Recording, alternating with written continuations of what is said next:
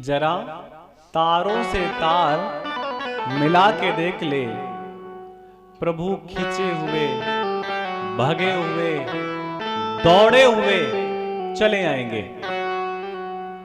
और वो द्रौपदी के पास आ गए।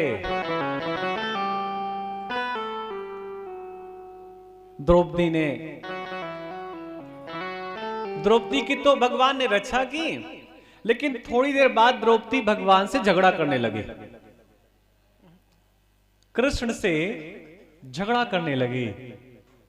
और भगवान ने पूछा, अरे द्रौपदी, मैंने आकर के तेरी लाज बचाई, तुझे वस्त्रों से अलंकृत कर दिया, और तुम मुझसे झगड़ा कर रही है, नाराज हो रही है।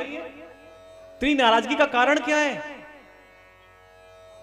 तो द्रौपदी ने कहा, मैं उतनी देर से बुला रही थी, तब आप क्यों नहीं आए?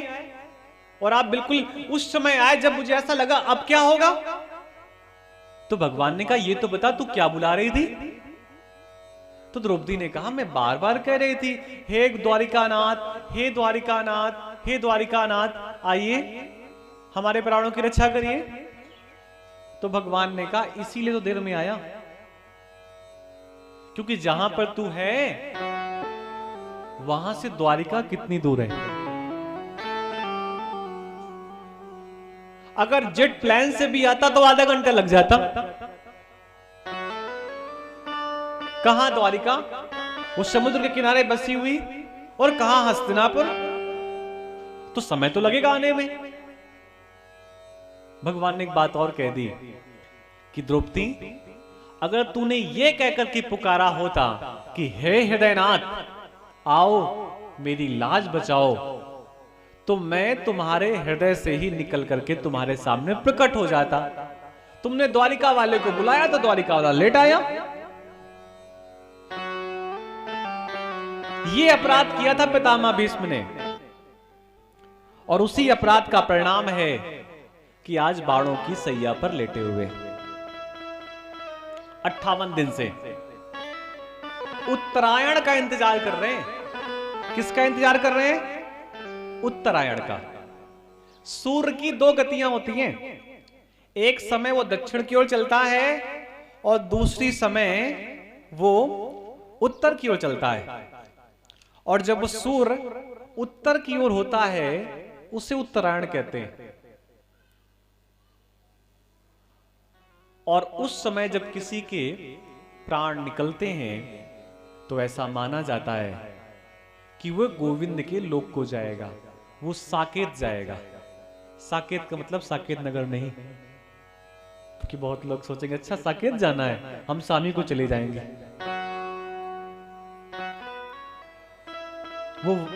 वो गोलोक जाएगा, वो बैकुंठ जाएगा। उत्तरायण का इंतजार कर रहे हैं कि सूर्य कब उत्तरायण हो।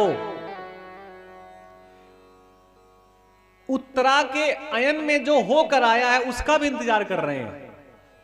उत्तरा कौन? परीक्षित की मां। और उनके अयन में होकर कौन आया है? गोविंद। तो भगवान का एक नाम क्या है? उत्तरायण। बोलिए उत्तरायण भगवान की जय। उन उत्तरायण का वो इंतजार कर रहे हैं और भगवान वहां पर चले गए। इस थोड़ी सी कथा को, द्वापर की कथा को हम थोड़ा सा त्रेता से जोड़ने का प्रयास करते हैं। द्वापर और त्रेता में दो वृद्ध लोगों की कथा है। मैं बार बार कह रहा हूं, बहुत ध्यान से देखिए, सुनिए। कौन आया कौन गया ये तो आप 2-2.5 घंटे बाद भी कर सकते हैं, लेकिन जिस कार्य के लिए आप आए वो कार्य करिए। बहुत लोग ये सोच रहे होंगे कि हमने तो ये कलर पहना है, उन्होंने ये कलर पहना है। कल शुक्रवार है, सभी लोग क्रीम कलर के कपड़े पहनकर आएंगे। चलो समस्या ही खत्म हो गई। परसों भगवान का जन्म होगा तो सब लोग नीले कलर के पहन के आएंगे। उसके अगले दिन संडे आएगा क्या? तो उस दिन आप ऑरेंज कलर के कपड़े पहन कर आएंगे। फिर मंडे आएगा तो फिर सफेद पहन कर आएंगे, और फिर मंगलवार आएगा तो उस दिन लाल पहन कर आएंगे। कोई समस्या? अब जिनके पास नहीं है वो परेशान मत करना घर पे जाकर के, क्योंकि आज तारीख कौन सी है? हाँ, कि 7 तारीख आती है ना 20वें महीने में। तो अगर हैं तो ठीक है, नहीं तो जय जय श्री राधे। वहां पर त्रेता में भी एक वृद्ध व्यक्ति की कथा आती है। त्रेता में वृद्ध कौन है? जटायु। और द्वापर में वृद्ध कौन है? पितामह भीष्म। दोनों लोगों की मृत्यु हुई। एक के सामने राम है और दूसरे के सामने कृष्ण।